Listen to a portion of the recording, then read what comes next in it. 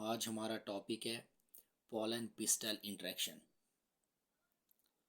इससे पहले हमने स्टडी किया था स्ट्रक्चर ऑफ फ्लावर और pollination.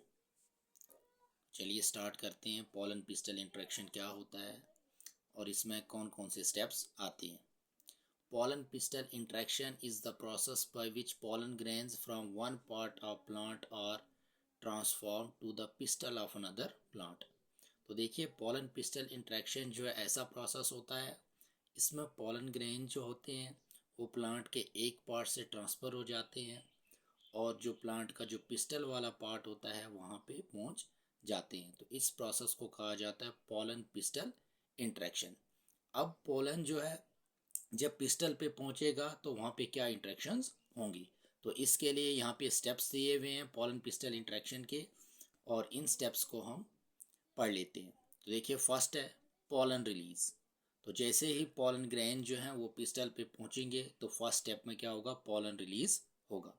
The male plant releases pollen grains. तो मेल प्लांट क्या करेगा, पोलन ग्रेन्स को रिलीज करेगा। सेकंड है पोलन लैंडिंग।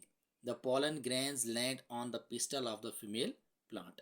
तो सेकंड पार्ट में क्या होगा, पोलन की लैंडिंग होगी और पोलन ग्रेन्स जो होंगे वो फीमेल पार्ट जो है प्लांट का पिस्टल उस पर लैंड करेंगे।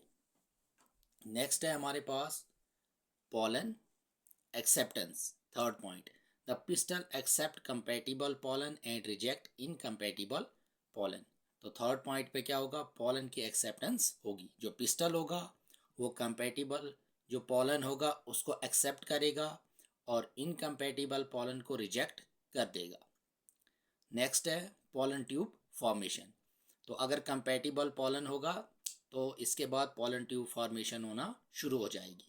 The pistil accept pollen grains and form pollen tube. तो पिस्टल क्या करेगा, पोलन ग्रेन्स को एक्सेप्ट करेगा और पोलन ट्यूब बनाएगा। नेक्स्ट है पोलन ट्यूब ग्रोथ। तो फिफ्थ पॉइंट में क्या होगा, पोलन ट्यूब ग्रोथ। जो पोलन ट्यूब बना था अब उसकी ग्रोथ होना शुरू हो जाएगी। The pollen tube grows towards the ovary. तो पोलन ट्यूब जो है वो ओवरी की तरफ ग्रो होना शुरू हो जाएगा। नेक्स्ट स्टेप है fertilization. The male gamete enters the ovary and fertilizes the ovule. तो नेक्स्ट स्टेप में फर्टिलाइजेशन होगी। जो मेल गैमीट एंटर हुआ था वो ओवरी में एंटर करेगा और ओव्यूल्स को फर्टिलाइज करेगा। तो ये था हमारा topic pollen pistol interaction.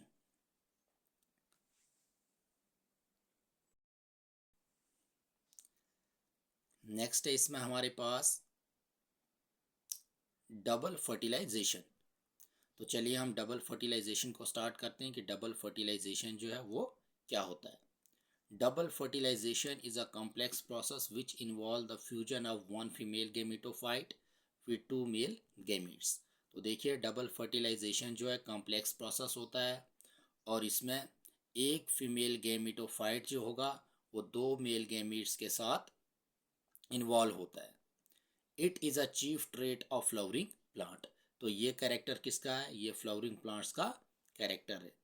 In the phenomena one female gamete unites with two male gamete. और इस फिनोमिना में क्या होगा, एक फीमेल गैमीट जो होगा वो दो मेल गैमीट्स के साथ यूनाइट करेगा। One of the male gamete फर्टिलाइजेज the egg result in the formation of zygote and the other unites with two polar nuclei for the formation of an endosperm। तो एक जो मेल गैमीट होगा ये fertilise करेगा egg को और ये क्या करेगा, जाइगोट को तैयार करेगा। और जो दूसरा मेल गैमीट होगा ये यूनाइट होगा पोलर न्यूक्लाई के साथ और एंडोस्पर्म को तैयार करेगा। तो इस प्रोसेस को कहते हैं डबल फर्टिलाइजेशन। नेक्स्ट है हमारे पास पोस्ट फर्टिलाइजेशन। तो चलिए हम देख लेते हैं कि पोस्ट फर्टिलाइजेशन क्या होता है। Post fertilization is a series of events that takes place after fertilization to develop a seed from an ovule and a fruit from an ovary. The following events occur in post fertilization.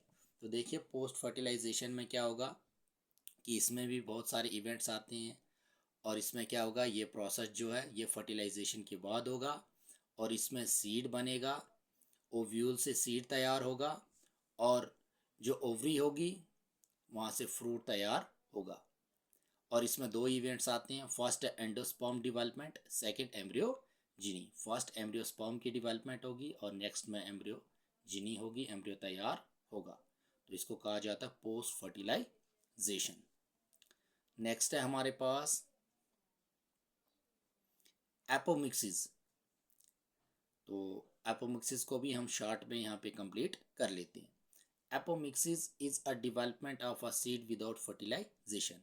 तो apomixis में क्या होता है, इसमें seed की development होती है और फर्टिलाइजेशन के बिना ही सीड जो है वो डेवलप होता है।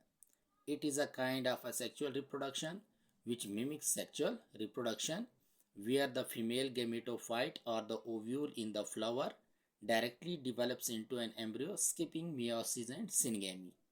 तो देखिए ये एक किस्म की असेक्सुअल रिप्रोडक्शन होती है, लेकिन हमें लगता है कि ये सेक्सुअल रिप्रोडक्शन हो रही है।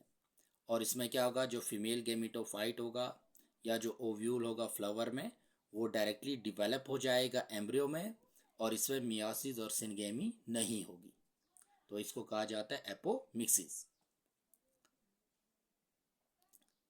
नेक्स्ट है इसी में हमारा topic parthenocarpy. The production of fruits without fertilization is called parthenocarpy. तो देखिए पार्थिनोकार्पी क्या होता है, पार्थिनोकार्पी में फ्रूट्स की प्रोडक्शन होती है विदाउट फर्टिलाइजेशन, तो इस प्रोसेस को कहा जाता है parthenocarpy. Fruits like banana and figs are developed without fertilization and do not produce viable seeds। तो पार्थिनोकार्पी किन में होती है, बनाना और फिग्स में होती है पार्थिनोकार्पी, और इनमें वायबल सीड्स जो होते हैं वो नहीं बनते हैं। तो इस प्रोसेस को कहते हैं पार्थिनोकार्पी। नेक्स्ट है हमारे पास सिग्निफिकेंस ऑफ सीड फॉर्मेशन। तो चलिए हम देख लेते हैं कि जो सीड फॉर्मेशन है इसकी सिग्निफिकेंस क्या है। Following is the significance of seed formation. देखिए सीड फॉर्मेशन के लिए क्या क्या चाहिए। फर्स्ट है डिपेंडेबल मेथड। तो सीड फॉर्मेशन एक डिपेंडेबल मेथड है। Seed formation is a dependable method, this is because pollination and fertilization of seed plants require water. तो ये डिपेंडेबल मेथड किस तरीके से है कि जो सीड की फॉर्मेशन होती है उसके लिए पॉलिनेशन होना, फर्टिलाइजेशन होना जो है वो बहुत ज़रूरी होता है, और इन चीज़ों के लिए प्लांट को वाटर की भी रिक्वायरमेंट होती है, तो इसलिए इसको डिपेंडेबल मेथड कहा जाता है। सेकेंड है perennation. Seeds are dry and have a dormant embryo with a thick protective seeds coat, thus it is suitable for perennation during unfavourable condition. तो सीड्स जो होते हैं वो ड्राई होते हैं और डॉर्मेंट एम्ब्रियो भी होता है, और उसके ऊपर से क्या होता है, थिक प्रोटेक्टिव सीड कोट लगा होता है, और इसलिए ये सूटेबल होता है पेरिनेशन के लिए अगर अनफेवरेबल कंडीशंस होती हैं। नेक्स्ट है third dispersal. Seeds have the ability to disperse to a new habitat and colonize theirs. तो सीड्स में एबिलिटी होती है कि वो एक जगह से दूसरी जगह तक पहुंच जाते हैं और नए नए हैबिटेट्स में प्लांट्स को ग्रो करते हैं। नेक्स्ट है reserve food. Seed contains reserve food for nourishing the young seedlings. तो सीड्स में क्या होता है, रिजर्व फूड होता है और इससे यंग सीडलिंग जो होते हैं उनको नरिशमेंट मिलती है। नेक्स्ट है variations. Seeds are produced by sexual reproduction, due to this they carry a number of variations which help them to adopt to different environmental conditions। तो कहता है कि सीड्स जो होते हैं ये सेक्सुअल रिप्रोडक्शन से प्रोड्यूस होते हैं और इसके लिए क्या करना पड़ता है, सीड्स को बहुत सारी वेरिएशन जो है उनको लाना पड़ता है, क्योंकि उन्हें अलग अलग एनवायरमेंटल कंडीशन में सरवाइव करना पड़ता है। इसलिए सीड्स के लिए वेरिएशन जो है वो बहुत इंपॉर्टेंट होती है, वेरिएशन आनी चाहिए। वेरिएशन आएंगी तो सीड्स जो होते हैं वो डिफरेंट एनवायरमेंटल कंडीशंस में अडॉप्ट करते हैं। नेक्स्ट है हमारे पास 6 point storage. Seeds have stored food supply through out the year specially during unfavourable condition.